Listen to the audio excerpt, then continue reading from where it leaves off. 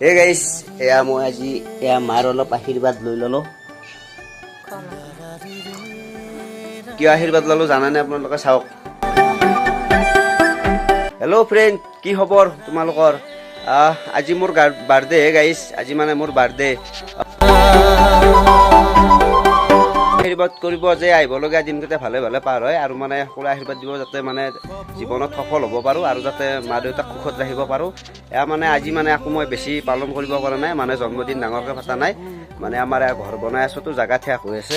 এই মানে আমাৰ এই মন্দিৰত অলপ সেৱা লৈ ল'লোঁ, আৰু সকলোৱে আশীৰ্বাদ কৰিব দেই, যাতে ভাল হ'ব পাৰোঁ, সুখৰ হ'ব, মানে ভাল এটা কাম এটা লাগে। আৰু মোৰ এটা আহি আছে নতুন ভ্লগ এটা দি আছোঁ, মানে মহাশিৱৰাত্ৰি পূজাৰ আজি দিম মানে।